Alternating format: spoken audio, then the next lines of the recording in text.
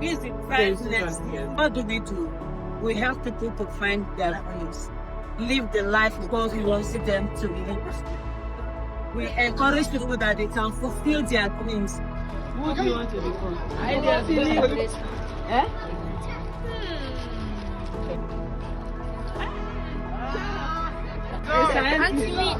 What do you want to become? Lawyer. Who do you want to become? Senior advocate of Nigeria. Sharp. You're still a lawyer. Become in the future. Designer. Wow. So who do you want to become? That's good. Should I keep asking? What do you want to become? Who do you want to become? Messi. What do you want to become? Bola. Who do you want to become? Bola. What you want to become is different from who you want to become. Some officials want to be a nurse, a doctor, a footballer, and so on, which is very good. But how do you become a doctor? What do you do to become it? But who said he wants to become a doctor? What will you do to become a doctor? Study well. And what else? Play well. Good. What else? Who wants to be a footballer? Plenty people mention football. What will you do to become a good footballer? How will you become a good footballer?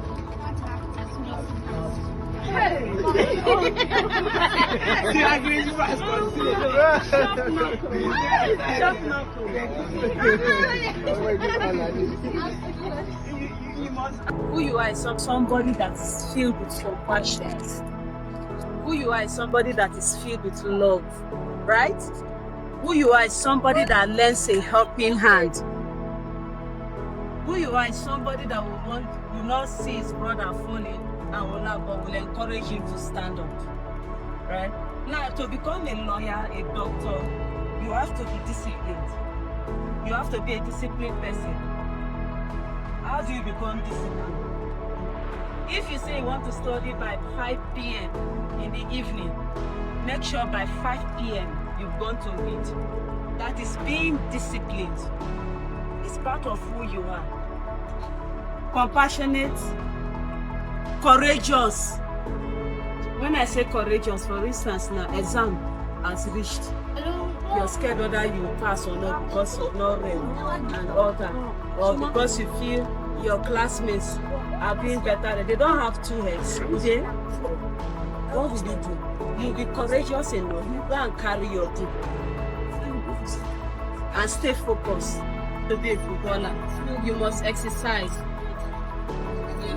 Even if it means running from year to year every day. You know, to become a footballer is stamina. You must use stamina, energy. Before you know, you've done 15 times. You're building your stamina, you're building energy. So if you want to become a great footballer, you start now. You must stay disciplined from now, right? And be courageous. And then have it in your head that you can become what you want to become and who you want to become. It's not something difficult. It's preparation. Yeah? From now. If you say I want to be a nurse, you start studying from now. It's not by mouth, right? It's not by mind. You have it at the back of your head that I want to become a nurse. What I want to do is nursing. You start learning what it takes to be a nurse. First of all, you go to school. You read your books. Study hard. You get what I'm saying? Study hard. No, you don't have to lose focus. Stay focused. That's how you become what you want to become. What I am doing now is who I have decided I want to be. It's not what I am doing. My talking to you now is who I am, right? It's not what I am doing. What I am doing is a customer service representative. That's my work, where they pay me salary. That is where I work. It is not who I am. My talking to you today, encouraging you to live your best, to be your best, is who I am. You all go to school, right? When you're sick, they take care of you, right? That is who she is. She's not being paid for it. You know that, right? she's not being faithful. That is who she is. Now, okay, this is supposing she was working like a teacher, a nurse. Oh, she was a teacher. That is what she was doing. Who you are is from the inside. What you do is outside. You get back? Who you are comes from the inside, and you can't be what you want to be without who you are from the inside. Discipline, focus, courageous, loving, helping, caring. This is what will take you to what you want to become in life. And you start exercising that amongst you here. When you see, for instance, you see these two people fighting, what will you do? You separate, and if you can't separate them, what will you do? You report. You quickly go and call your aunties and your uncles to come, and instead of saying that, two fighting, make on a fight, hey, make on a fight, hey. How many of you do that? You do proof of pressure. You people used to think back. It's not good now. You separate them so that one, they don't injure themselves. Two, they don't hate each other. Three, so that you're supposed to live in harmony and harmony. Even when you have disagreement, yes, it's okay to quarrel. You know that you can quarrel because what I understand is not the same way you understand it. So you can argue. But after the argument, if you people come to an agreement, even if you don't, let it end there. It doesn't stop you from being his friend. It doesn't stop you from being for this person, if this person is sick or down. That argument don't pass, right? You're all one. As you're living here together, you're all one. Tomorrow you will grow up. When you grow up, you still see each other. By the time you see the one person is, where's the senior advocate? Our senior advocate, our doctor, our politician. The society is better now, right?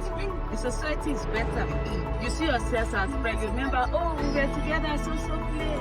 How are you doing? You bring your family, this one brings his family. Once in a while, you have get together, enjoy yourselves together. Wouldn't you love that? Right? So it's only when you live in harmony, with peace, no hatred, no fighting.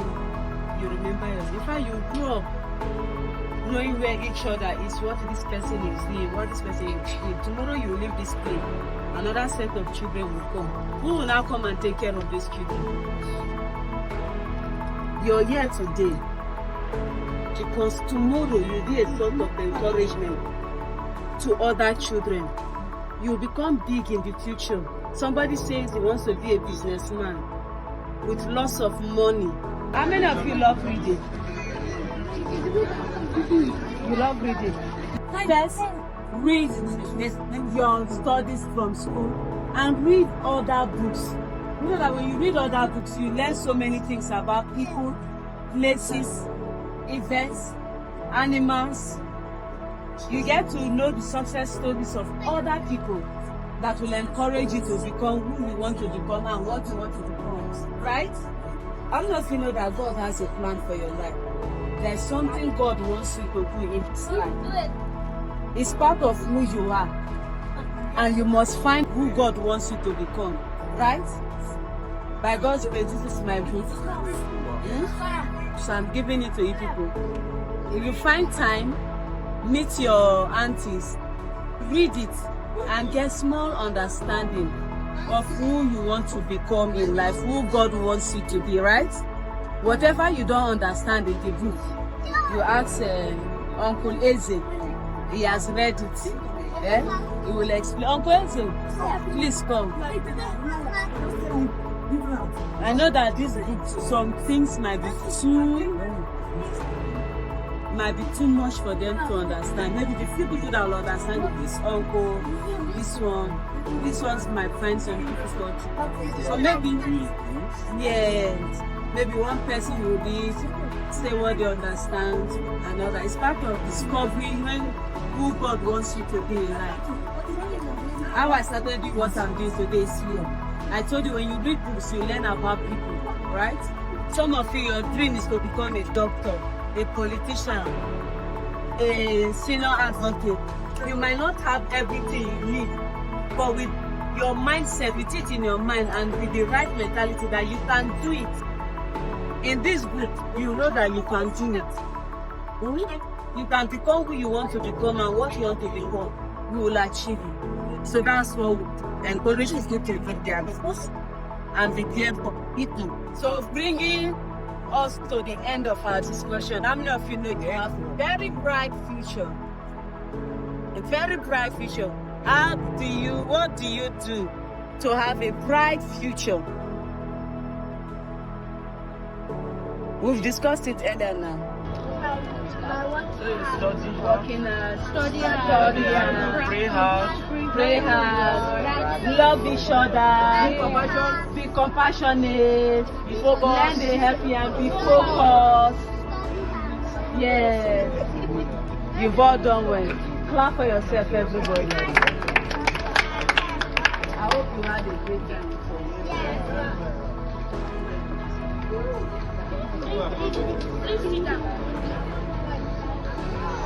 You like this, God bless you, we love you. I want to say thank you for the visit that you just paid to us and the love you put in our face and the happiness that we just had this evening.